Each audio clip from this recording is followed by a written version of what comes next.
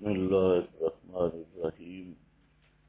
تمہیں اللہ کرے سمجھ آئے تو اعتراض کب بنتا کہ وجود عدم وجود کی بات ہوتی.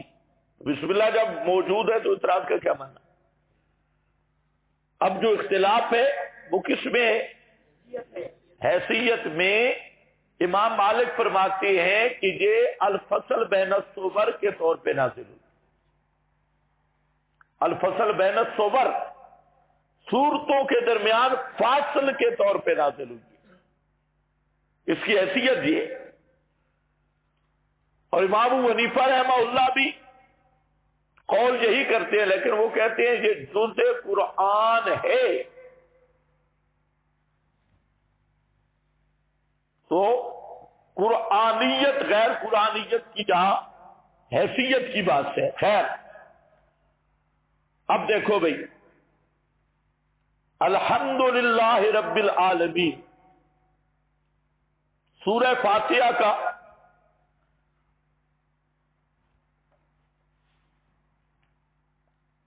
اسماء آپ کے پاس آ چکے ہیں، اور اسماء پر تقاریر بھی، بالخصوص ام القرآن پر 3 تقریریں میں نے کی تھی. الحمدللہ رب العالمین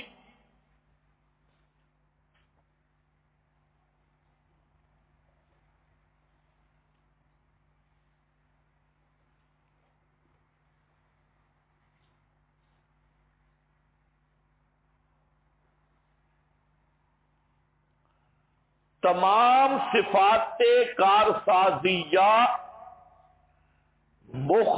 مختص ہے ساتھ اللہ کی. رب العالمین جو پروردگار ہے جہانوں کا. الرحمن الرحیم بے حد مہربان نہایت رحم والا.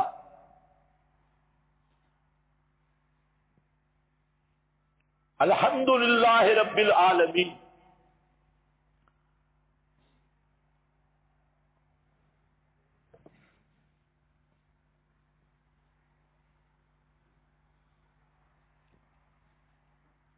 توجہ میری طرف رہے. الحمد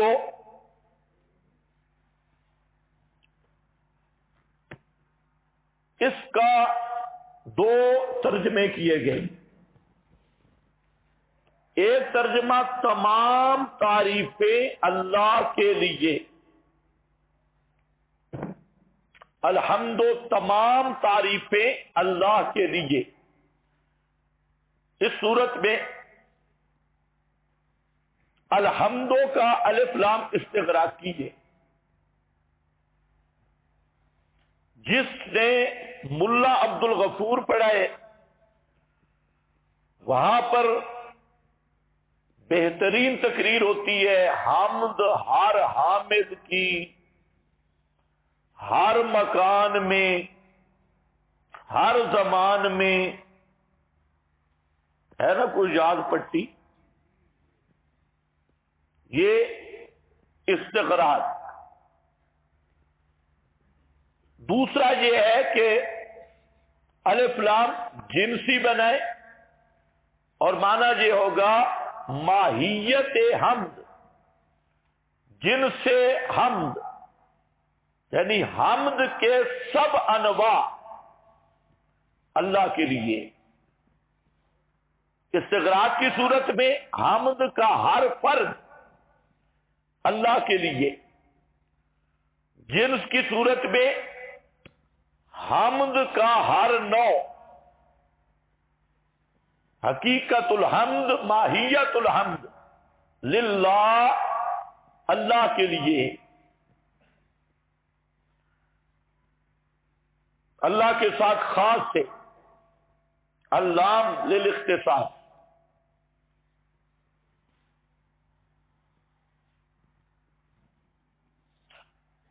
اس ترجمہ پر زبردست اشکال ہے.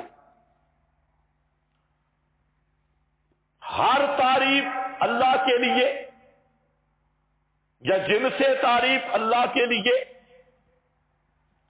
اشکال یہ ہے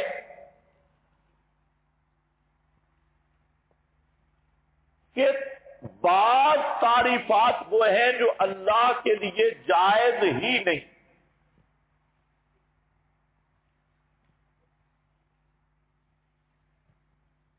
مثلا پہلوان سمجھتے ہو؟ کشتی لڑنے والا، فلاں آدمی بڑا پہلوان ہے. اب اگر کوئی اللہ کو پہلوان کہے، یہ اللہ کی شان کے لائق ہے؟ نہیں ہے. فلاں آدمی بڑا سونے والا ہے،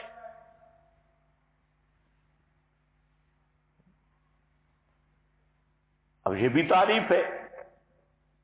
309 سال تک بھی بزرگ سوئے رہے. اسی لیے ملا علی قاری نے لکھا ہے زیادہ سونا بھی کرامات میں سے.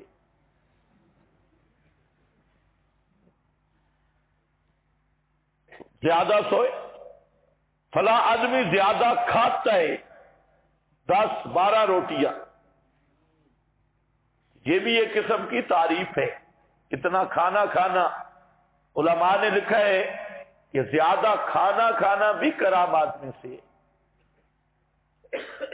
اسی لیے شاید احمد رضا سے سوال ہوا کہ ولی ایک وقت میں کئی جگہ حاضر ہو سکتا ہے ملفوظات شریف میں احمد رضا کے؟ تو کہتے ہیں ہاں، ولی جو ہے وہ ایک ہی وقت میں 10,000 مقامات پر 10,000 جگہ دعوت کھا سکتا ہے. موجود ہونا تو الگ بات ہے. یہ جو اگلی بات اعلی حضرت نے فرمائی ہے کہ 10,000 جگہ پہ کھانا کھا سکتا ہے، اتنا کھا سکتا ہے. اچھا خیر، فلانا زیادہ کھا سکتا ہے، دوڑ سکتا ہے، رنگ خوبصورت ہے، چہرہ خوبصورت ہے، یہ تعریفیں اللہ کی ہو سکتی ہے؟ پھر تمام تعریفیں اللہ کے لیے کیا مانا؟ ایک. اور اعتراض کی دوسری جہت یہ بھی ہے کہ تعریف مخلوق کی بھی ہے. مثلا محمد صلی اللہ علیہ وسلم، محمد کا معنی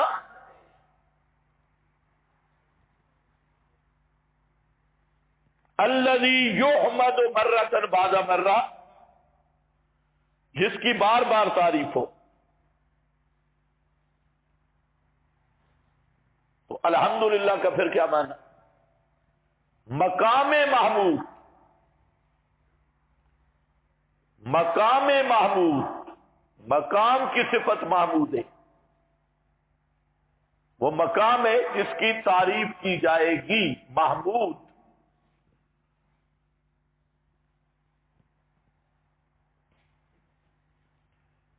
یہ اشکال تھا. اس کا جواب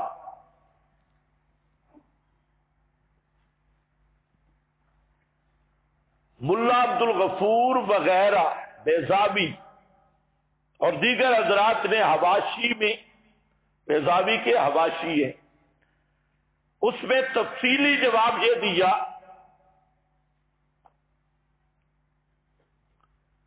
کہ پھول کی مثلا خوشبو کی تعریف،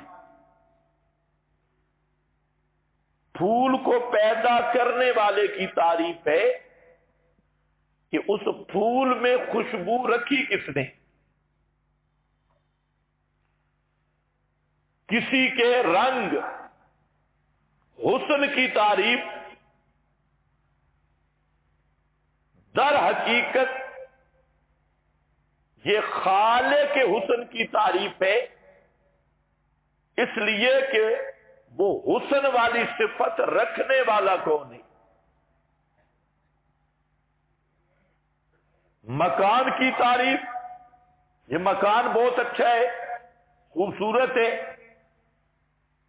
یہ دراصل معمار کی تعریف ہے، جو صانع بنانے والا ہے اس کی تعریف ہے،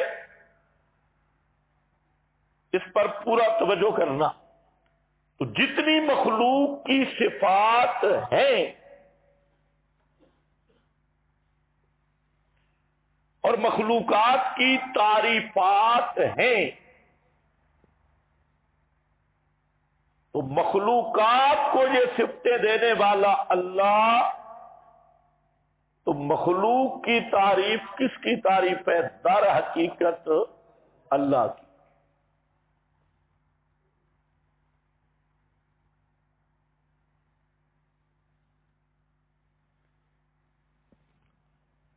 یہ جو جواب ہے،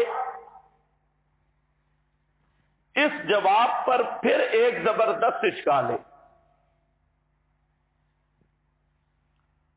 اور وہ اشکال یہ ہے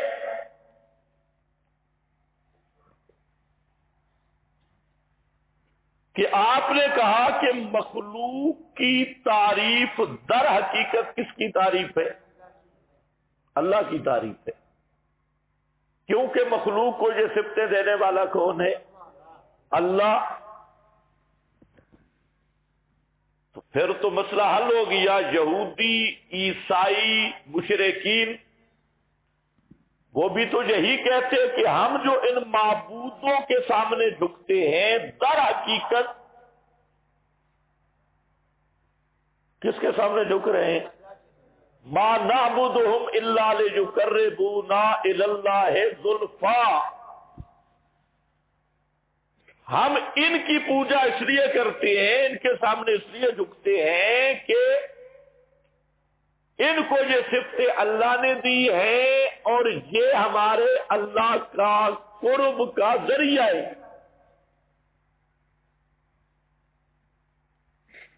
تو پھر تو اسلام قرآن کا دعویٰ ختم اور ابو جہل کا دعویٰ ثابت، ہر دور کے ابو جہل مشرک کا دعویٰ ثابت۔ بھائی حضرت عزیر کی پوجا کیوں کی گئی؟ ان کو صفتیں کس نے دی ہیں؟ نبی پاک علیہ السلام کے دور سے پہلے بعد میں کسی مشرک سے بھی آپ پوچھیں تو آپ کو جواب یہی ملے گا، بادشاہ ہو، یہ جو ہم ان کو کہتے ہیں علی مشکل کشا، مشکل کشائی والی صفت اللہ نے دی ہے، حاجت روائی والی صفت اللہ نے دی ہے، تو ہم ان کی تعریف کرتے ہیں۔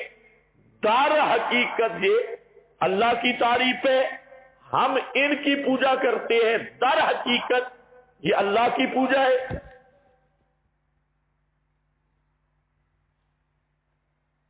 یہ کچھ اشکال سمجھ آیا؟ یہ زبردست اشکال ہے۔ اس کا حل دو طریق پہ ہے۔ ایک طریق ہے مولانا حسین علی رحمت اللہ علیہ کا،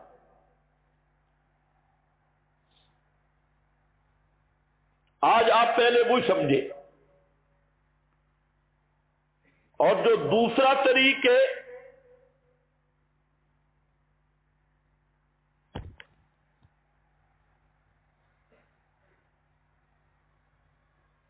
وہ بعد میں کرتے۔ پہلا طریق مولانا حسین علی رحمت اللہ علیہ فرماتے ہیں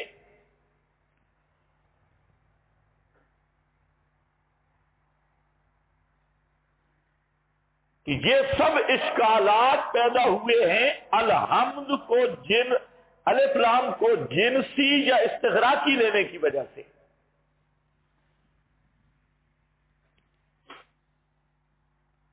حضرت فرماتے ہیں کہ جہاں الف لام عہد خارجی کا لو، الف لام عہد خارجی، استغراق کی تمام جنسی حقیقت و جنس ماہیت، اور عہد خارجی بعض متعین، سارے نہیں بعض۔ یہ اس لیے جو بزرگ بیٹھے ہیں نحو سے اتنے واقف نہیں، ان کے لیے میں آسان کر رہا ہوں، علماء کے لیے نہیں۔ استغراق کا معنی ہوتا ہے سب کو شامل، ساری تعریفیں۔ جنس میں بھی وہی معنی نکلتا ہے حقیقت تعریف، اور آدھے خارجی کا مطلب ہوتا ہے ساری نہیں، بعض، مخصوص، بعض مخصوص، اور آدھے ذہنی میں بھی بعض ہوتی ہے لیکن مخصوص نہیں ہوتی، غیر معین ہوتی ہے۔ آدھے خارجی میں بعض مخصوص صفات، یا مانا ہوگا بعض مخصوص صفتیں اللہ کے ساتھ خاص ہے، تعریفیں اللہ کے ساتھ خاص ہے، یہ معنی ہے۔ خیر، اب اس پر علمی بات کے مفرد پر جو الف لام آئے اس کی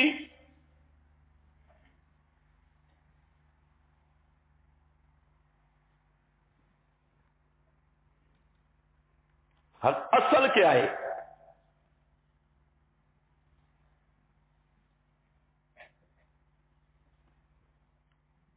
مفرد پر جب الف لام آئے تو اس کی اصل کیا ہے؟ آپ کے حاشیہ پر شاید نہیں آیا یہ،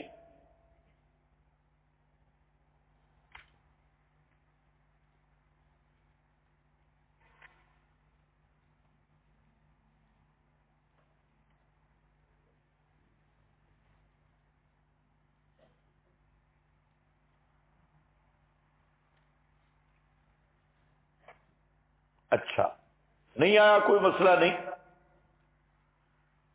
یہ بھی ملا عبد الغفور حاشیہ صفحہ 5 پہ موجود ہے، اور جنہوں نے مختصر المعانی پڑھی ہے اس میں بھی موجود ہے کہ مفرد پر جو الف لام آئے اس کی اصل عہد خارجی ہے، الاصل فی اللام، اصل لام میں، لیکن یاد رکھو میں نے لفظ بولا مفرد پہ جو لام ہے اس کی اصل کیا ہے؟ عہد خارجی۔ اور اس نقطہ کو بھی سمجھے کہ اصل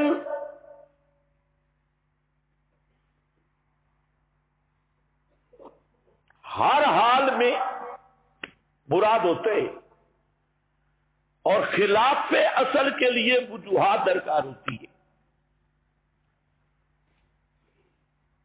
کیا سمجھ رہے ہو؟ آج کل جہالت کا دور ہے، لوگوں کو کوئی نظیر مل جائے، حالانکہ وہ نظیر ہوتی خلاف اصل ہے، تو کوئی نظیر مل جائے تو غیر اصل کو اصل بنا لیتی، اصل کو غیر اصل بنا لیتی۔ یہاں پر فہم کی ضرورت ہے کہ اصل کس کو کہتی ہے؟ اصل وہ ہے جو ہر حال میں مراد ہوگی، اور جو خلاف اصل جائیں گے تو وہاں وجوہات ہوں گی، اور اصل مراد لینے میں وجوہات کی ضرورت نہیں۔ اصل سے ہٹنے کے لیے، خلاف اصل مراد لینے کے لیے وجوہات بھی ہوں گی، قرائن بھی ہوں گے۔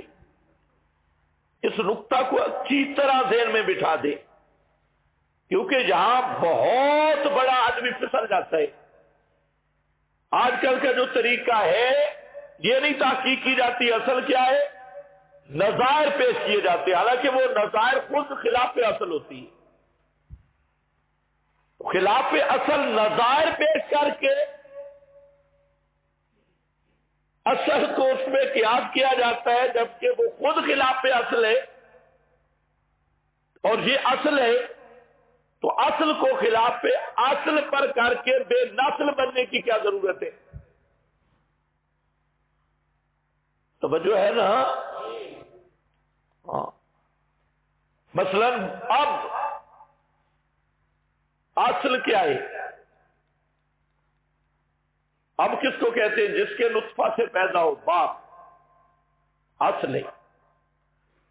اور لفظ اب، عم اور چچا پہ بولنا خلاف اصل ہے۔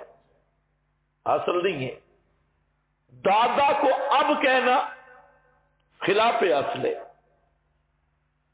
اب خلاف اصل کے لیے تو وجوہات اور قرائن کی ضرورت ہے، لیکن اصل کے لیے نہیں. اب ہوا کیا؟ یا ابات، حضرت ابراہیم نے کہا یا ابات، تو اب ابات کا اصل معنی کیا ہوگا؟ باپ یا چچا. اب لوگوں نے کیا کرنا شروع کیا؟ کہیں لغت سے جی چچا پر بھی اب کا اطلاق ہو جاتا ہے، لہذا یہاں اباتے سے مراد کون ہے؟ چچا. اباتے سے مراد کون ہے؟ چچا. آپ کو کچھ چلاکی سمجھ آئی؟ حالانکہ جواب کیا ہے کہ اباتے حقیقی معنی اس کا باپ ہے، اور چچا پر اس کا اطلاق مجازی ہے، خلاف اصل ہے. تو کہیں چچا کو اب کہا گیا تو یہ کیسے لازم آ گیا جہاں اباتے ہے وہاں چچا ہی مراد ہے؟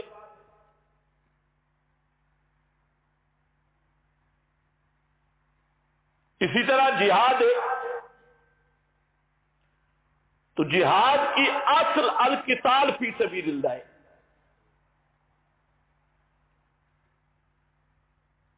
اور یار لوگوں نے آلو قتل کرنے پر، آلو ٹماٹر ذبح کرنے پر، یہ بھی جہاد ہے. بھاری بستر اٹھا کے چلنا، یہ بھی جہاد ہے.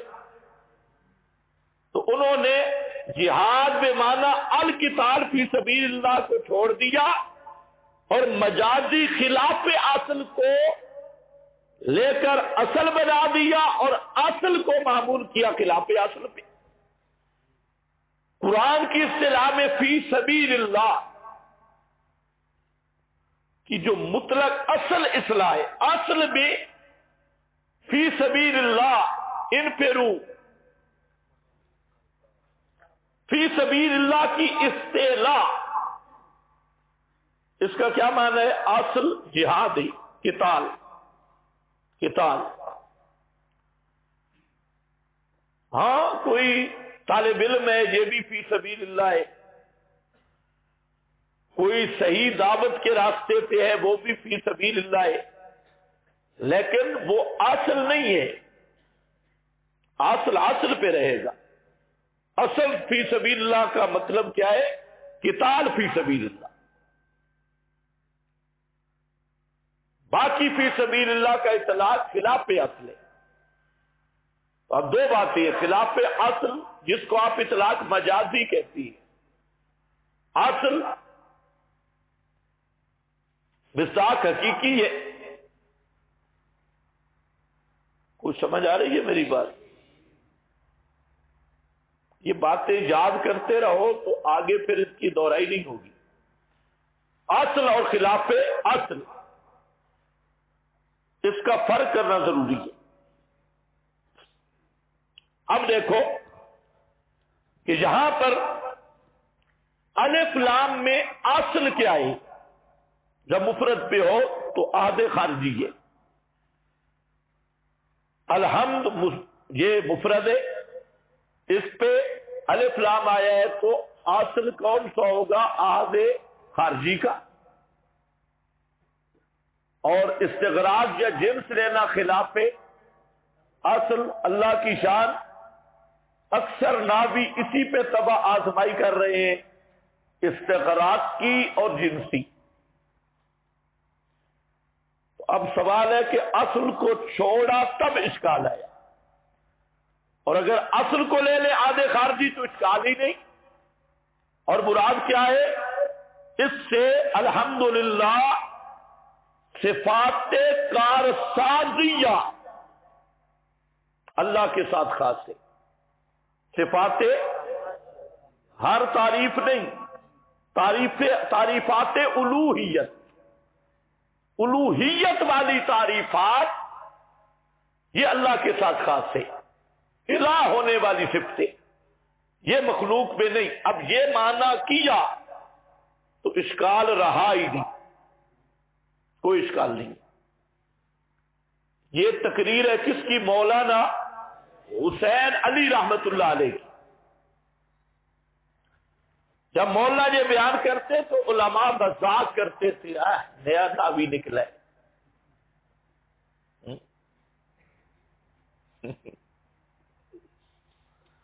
مذاق کرتے تھے۔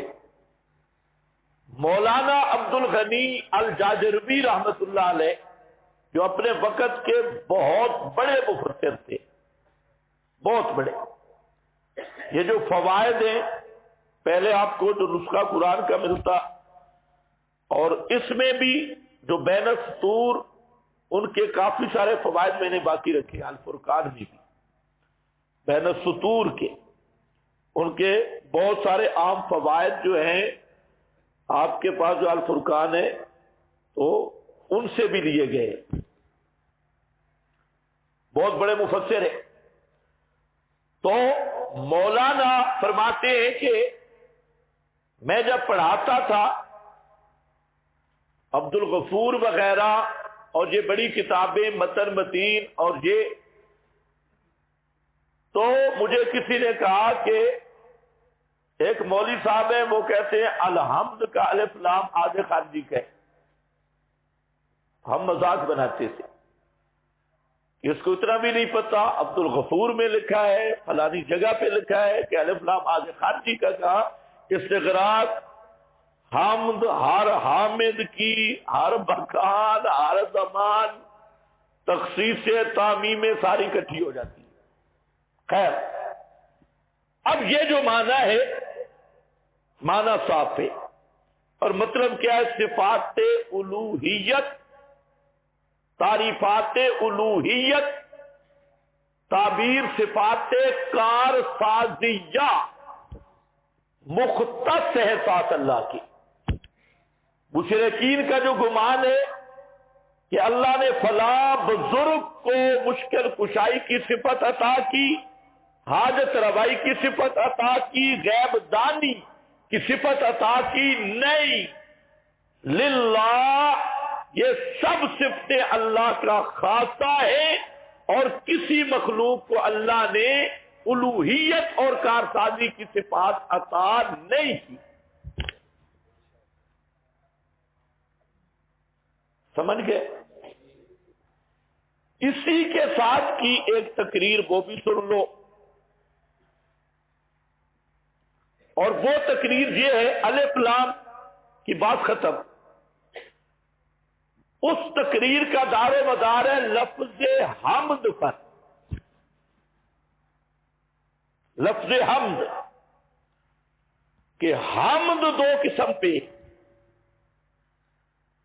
نمبر ایک حمد فی اللغہ، حمد لغوی، اور نمبر دو حمد فی القرآن، حمد قرآنی۔ جیسے صلاۃ دو قسم پہ، ایک صلاۃ لغوی اور ایک صلاۃ قرآنی۔ زکوٰۃ دو قسم پہ، ایک زکوٰۃ لغوی، ایک زکوٰۃ شرعی قرآنی۔ بات سمجھ رہے ہو میری؟ حمد فی اللغہ، حمد لغوی اور حمد قرآنی۔ حمد لغوی وہ ہے جو آپ حضرات تلخیص میں زور لگاتے ہیں اور پڑھتے ہیں جی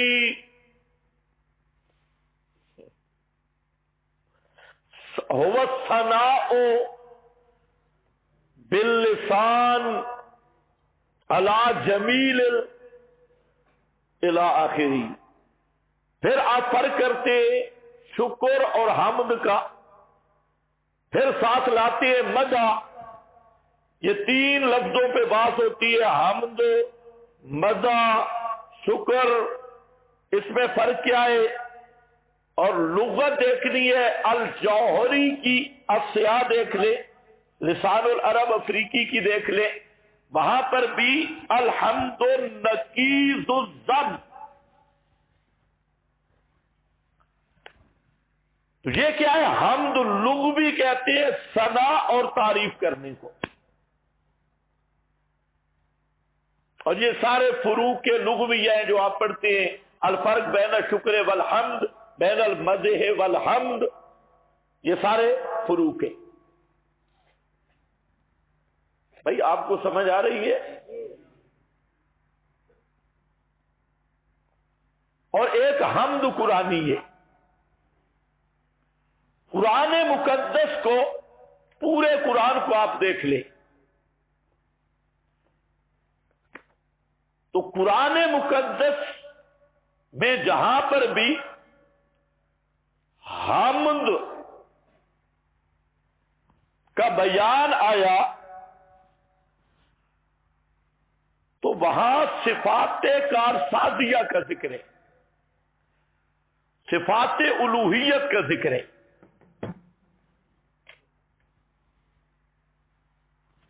صفات الوہیت،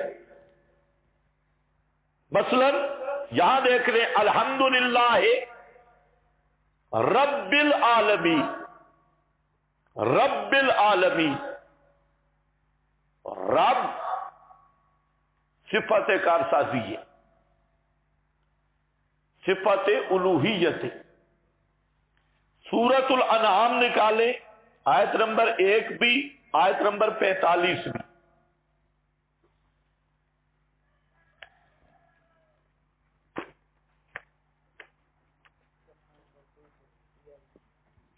صفحہ 243۔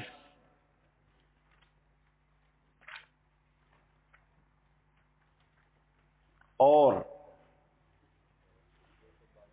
دیکھو الحمدللہ الذی خلق السماوات، غور سے دیکھتے ہو، الحمدللہ الذی خلق السماوات، حمد اللہ کے ساتھ خاص، الذی وہ اللہ، خلق السماوات جس نے آسمانوں کو پیدا کیا۔ یہ کون سی صفت ہے؟ تحت الاسباب ہے، خلق الایجاد فوق الاسباب، صفات کارسازی۔ زمین کو پیدا کیا، وَجَعَلَ الظُّلُمَاتِ وَالنُّورَ، پیدا کیا اندھیروں کو اور روشنی کو، جعل بمعنی خلق، پیدا کیا ظلمات اور نور کو۔ اب یہ چاروں چیزیں دیکھ لو، آسمان کا پیدا کرنا، زمین کا پیدا کرنا، اندھیروں کا پیدا کرنا، روشنی کا پیدا کرنا، چاروں امور ما فوق الاسباب۔ اس پر آیا الحمد للہ۔ اسی طرح آیت نمبر 45، اس میں بھی غور کی ضرورت ہے۔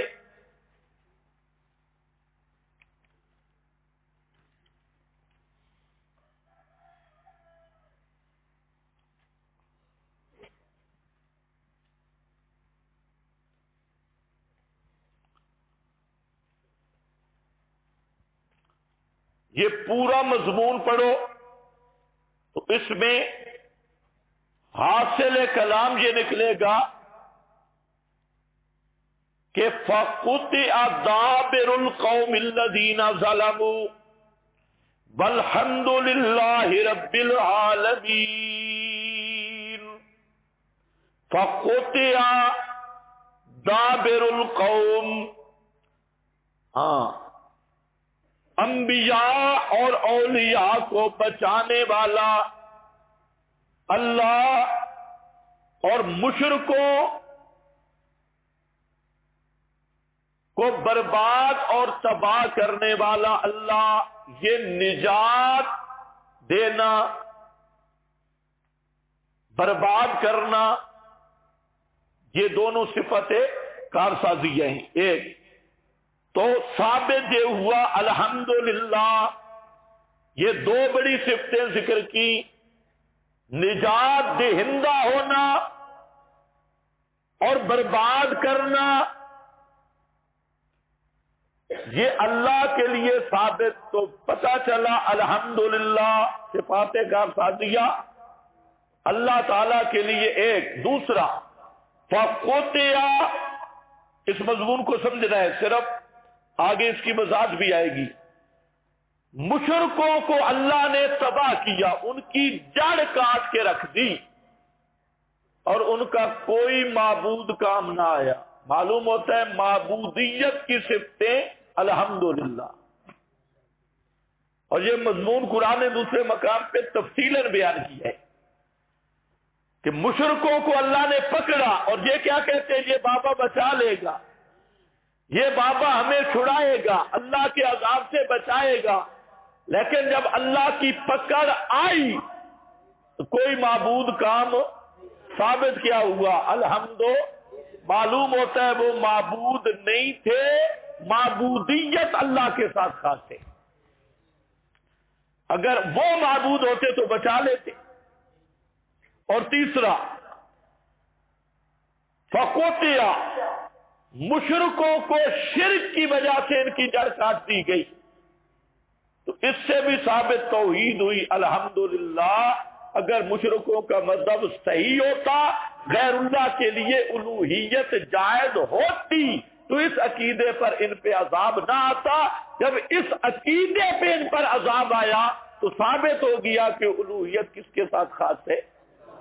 تین طریقے سے میں نے عرض کیا، جہاں الحمدللہ کا معنی یہی بنتا ہے کہ صفات کارسازیہ مختص ہیں ساتھ اللہ کی۔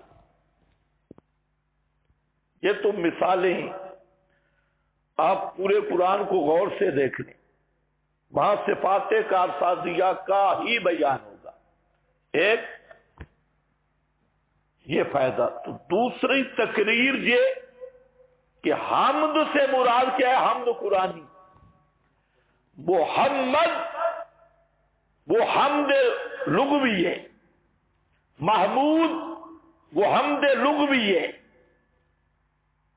اور اسی طرح مخلوقات کی تعریفات وہ حمد لغوی ہے، اور قرآن جس حمد کا کہہ رہا ہے للہ، یہ حمد قرآنی، اور حمد قرآنی ہے صفات کارسازیہ۔ کیا لفظ بولا؟ صفات کارسازیہ، تعریفات الوہیت۔ اب بے شک تم الف لام استغراق کا بنا لو، الف لام جنس کا بنا لو، جو آپ کی مرضی ہے، لیکن حمد کا معنی متعین ہو گیا کہ یہ صفات الوہیت ہے، صفات کارسازیہ ہے۔ اور اس پر حضرت ابن عباس کا تفسیر ابن جریر میں یہ قول بھی ہمیں مل گیا تائیدن کہ الحمدللہ الالوہیت للہ، الحمدللہ الالوہیت للہ، یہ تائید بھی آ گئی الالوہیت للہ۔ تو یہاں مراد ہر تعریف نہیں ہے، بلکہ کیا ہے؟ الوہیت والی تعریف ہے۔ سمجھ گئے بھائی؟ الوہیت والی تعریف ہے۔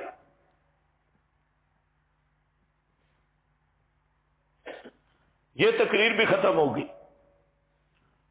ایک بولا، ایک عامت المفسرین کی بات تھی کہ الف لام جنس کا یا استغراق کا، اس پہ اشکال آیا، اور دوسری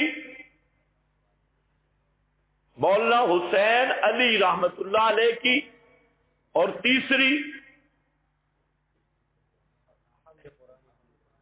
تقریر میری اپنی ہے لیکن تائید ابن عباس کی ہے، الوہیت للہ۔ اور اس پر میں نے کچھ حوالے جمع کیے، اور بھی حوالہ جاتے کہ یا حمد سے مراد ہی کیا لے؟ حمد قرآنی، جس طرح میں نے مثال دی تاکہ آپ کا اشکال نہ رہے، صلاۃ فی اللغہ اور ہے، صلاۃ فی القرآن اور ہے نا فرق یا نہیں ہے؟ خیر، یہ تین تقریریں آ گئی۔ اس کے بعد ایک چوتھی بات ہے،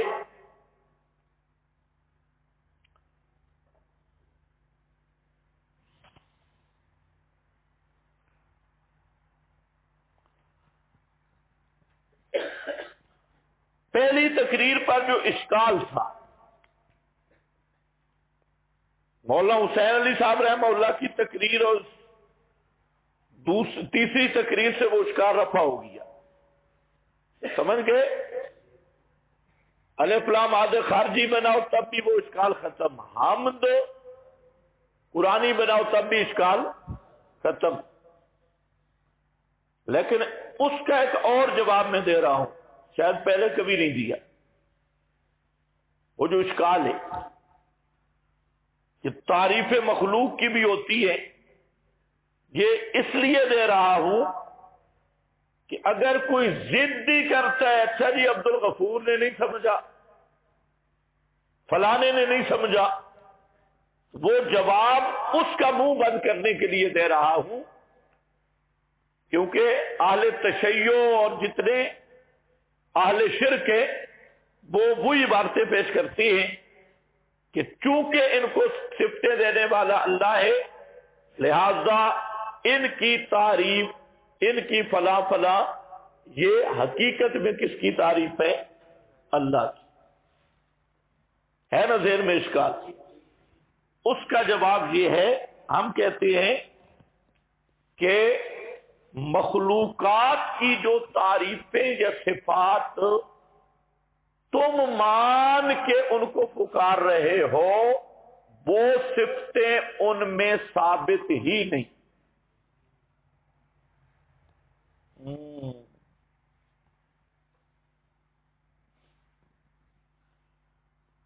کیا کہا میں نے؟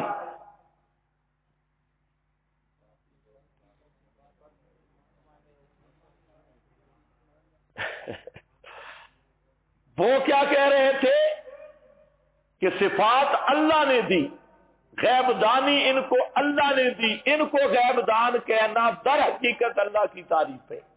مشکل کشائی والی صفت اللہ نے دی، حاجت رفائی والی صفت اللہ نے دی، لہذا ان کی تعظیم اللہ کی تعظیم ہے۔ تو میں نے کہا جو صفتیں مان کر ان کے ساتھ معبودیت کا معاملہ کر رہے ہو، اللہ نے وہ صفتیں اور وہ تعریفیں ان کے لیے رکھی نہیں، ان کو عطا کی نہیں۔ تو پہلے یہ ثابت کرو کہ ان میں غیب دانی والی صفت ہے صحیح، ان میں مشکل کشائی والی صفت ہے صحیح، ان میں حاجت روائی والی صفت ہے صحیح۔ جب اللہ نے وہ صفتیں ان کو دی نہیں، تو پھر تمہارا کہنا گویا کہ اللہ کی ہے، یہ گویا کہ تم اب گویا کہ کاننا ہو نہیں، اب انا ہم مشرکو، وہ صفتیں اللہ نے دی نہیں۔ یہ ایک زائد جواب ہے، اس کو بھی ذہن میں رکھ لو۔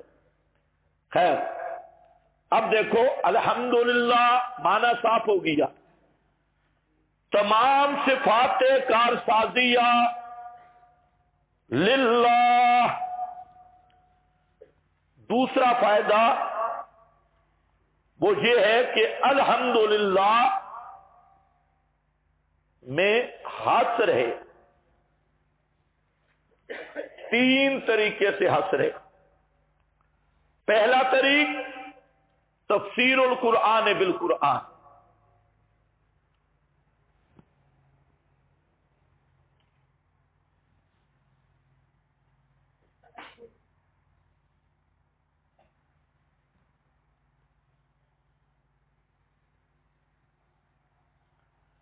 قرآن کی تفسیر قرآن کے ساتھ کیا ہے؟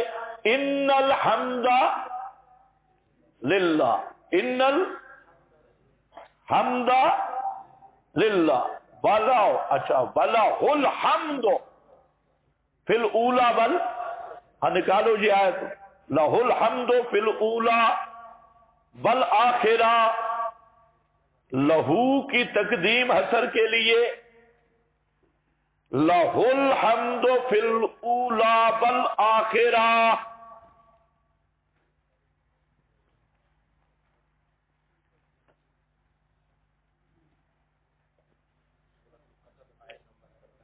سورۃ القصص آیت نمبر 70، صفحہ نمبر 729۔ جلدی نکالیں شابش. وَلَهُ الْحَمْدُ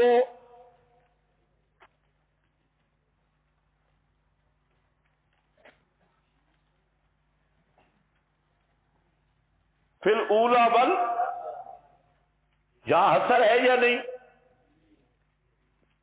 لہو کی تقدیم حسر کے لیے. تو پہلا طریق الحمدللہ میں حسر ہے تفسیر القرآن بالقرآن کے تحت. دوسرے مقام پہ قرآن نے خود بتایا ہے وَلَهُ الْحَمْدُ.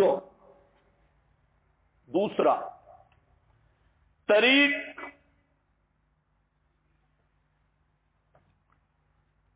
کہ جہاں حسر ہے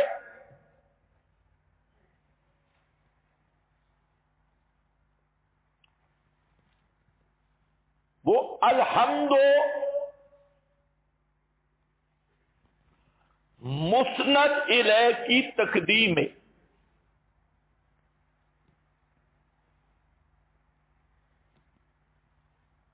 اور اقتضاء مقام. اور تیسرا وجہ حمد کی اپنا حسر کی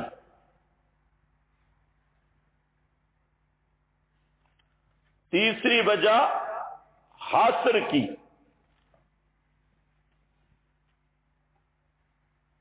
لام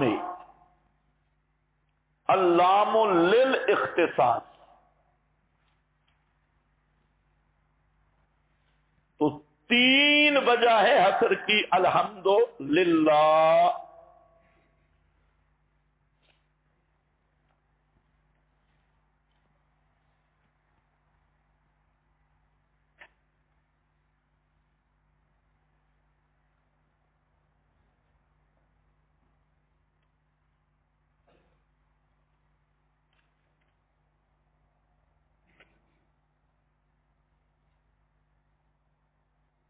اس پر حوالہ آپ کے پاس لکھا ہے مختصر المعانی کا. بل حاصل ان المعرف بلام الجنس ان جو الا. صفحہ نمبر 2 ہے الفرقان کا اور ماخذ نمبر بنتا تو نہیں 2 بہرحال. اچھا تو کیا ہے کہ معرف بلام الجنس اگر اس کو مبتدا بنایا جائے فہو مقصور علی الخبر تو وہ مقصور ہوتا ہے بند ہوتا ہے خبر پر. آگے برابر ہے کہ خبر معرفہ ہو. یہ معرفتن لفظ ضمیر ساتھ نہیں ہے. اور نکرتن یا نکرہ ہو بَإِن جُعِلَ خبرن اور اگر بنایا جائے وہ خبر فَهُوَ مَقْصُورٌ عَلَى الْمُبْتَدَإِ. یہ متصور لکھا ہے اس کو بھی صحیح کر لو. مقصور علی المبتدأ وہ مبتدا پر بند ہوگا. یہ مختصر المعانی ہے صفحہ 187 ہے. تو میں نے کہا الحمد مسند الیہ کی تقدیم معرف بلام الجنس کی بناؤ یا اس کو معرف بلام الاحد بناؤ. دونوں صورتوں میں مسند الیہ ہے. بلام الداخلۃ علی الاسم اور وہ لام جو داخل ہے کس پر؟ اسم شریف پر. ہے یا لام للاختصاص.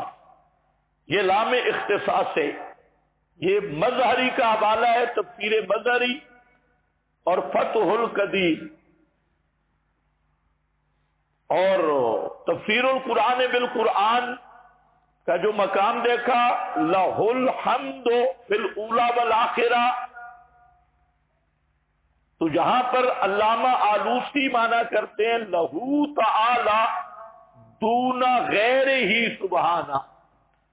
صرف اللہ تعالی کے ساتھ خاص ہے, اللہ کے علاوہ کے لیے حمد نہیں.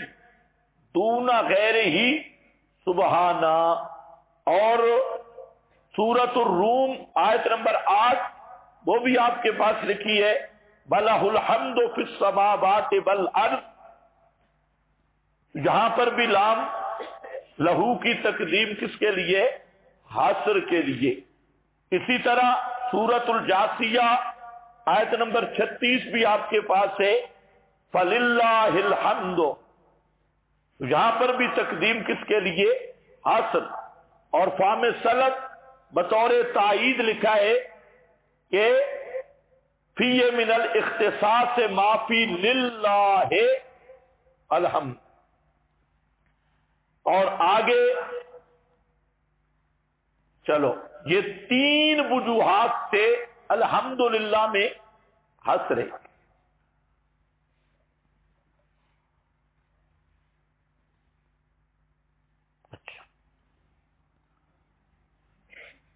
رب العالمین، للہ، لفظ اللہ پہ فنی باتیں ہم نہیں کریں گے. لفظ اللہ میں یہ اختلاف ہوا کہ یہ مشتق ہے. پہلے تو یہ اختلاف ہے یہ عربی ہے یا غیر عربی ہے. پھر اگر عربی ہے تو مشتق ہے یا جامد ہے. یہ ساری باتیں ہیں مقامات کی، یہ ادبی باتیں ہیں، اس لیے ہم قرآن پڑھ رہے ہیں، مقامات نہیں.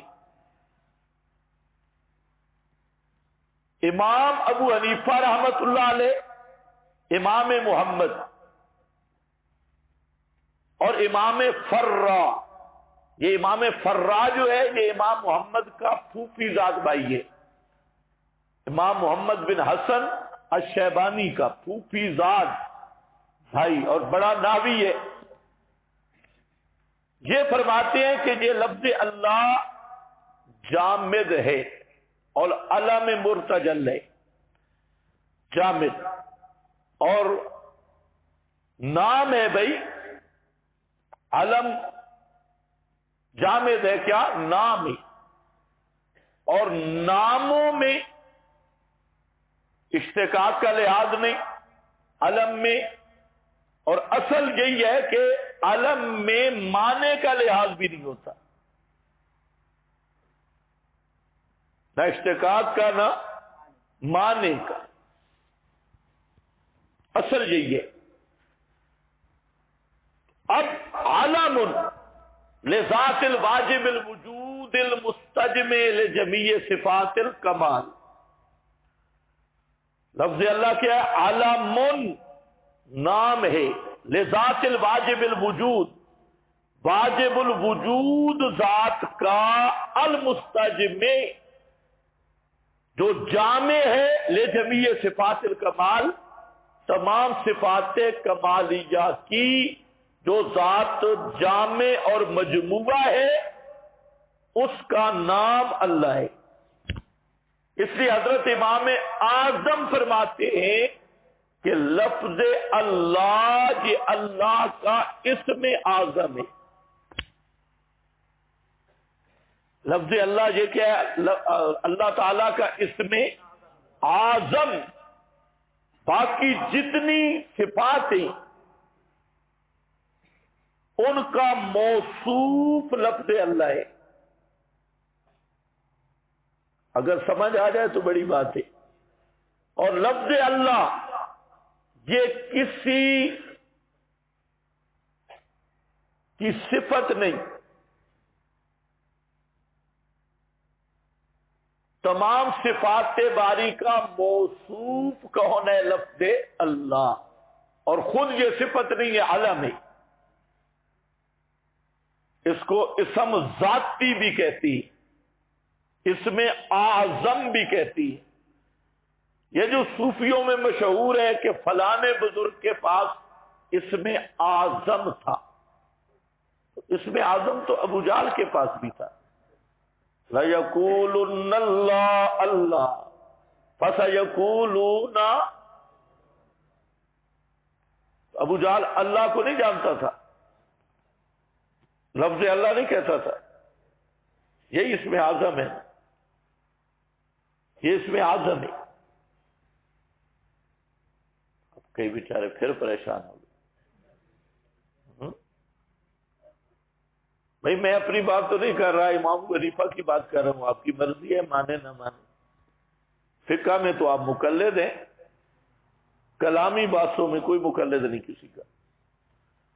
خیر، فرا ناوی ہے، امام محمد بھی بڑا لغوی اور ناوی ہے۔ رب العالمین، رب بعض کے نزدیک مصدر مبنی للفاعل ہے، اور بعض کے نزدیک زید عدل کے قبیل سے مبالغہ تن ذکر کیا گیا۔ رب کا معنی یہاں پر ذرا خیال رکھنا، رب کا حقیقی معنی حاکم، مالک، متصرف۔ حقیقی معنی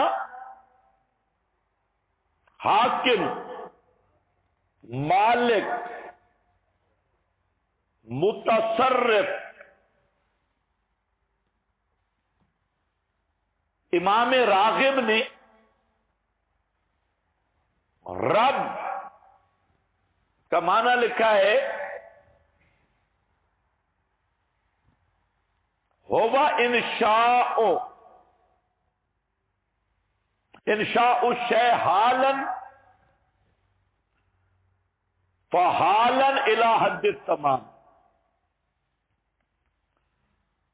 کسی چیز کو سٹیپ بائی سٹیپ پیدا کر کے درجہ بدرجہ، سٹیپ بائی سٹیپ اس کو کمال تک پہنچانا۔ انشاء الشیء، کسی چیز کو پیدا کر کے بڑھانا، حالن فحالن۔ آپ خود دیکھ لیں،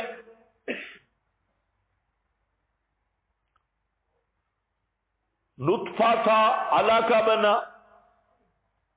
اپنا وجود مضغہ بنا، 7 سٹیپ قرآن نے بیان کیے آپ کی تخلیق کے۔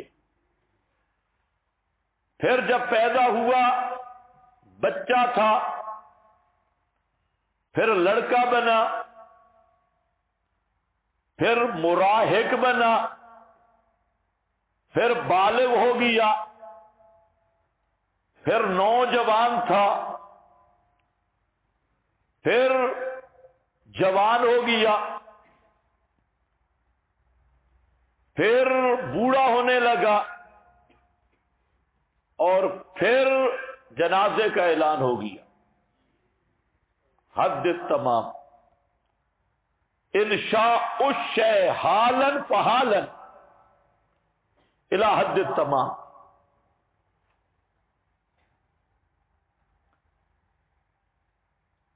اور بعض نے اس کا معنی کیا ہے تبلیغ الشیء الی کمالہ شیئا فشیئا۔ یہ اس لیے آپ کو بتایا کہ جہاں پر بھی تعبیر کا فرق ہے، بات وہی ہے، انشاء الشیء والی۔ تبلیغ الشیء الی کمالہ شیئا فشیئا بیضابی،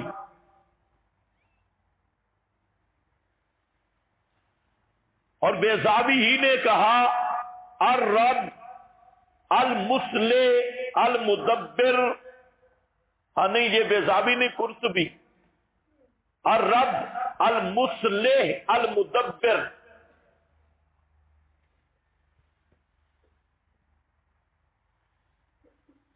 بیضابی کہتا ہے هو المتصرف فی الاعیان المملوکہ کیف یشاء۔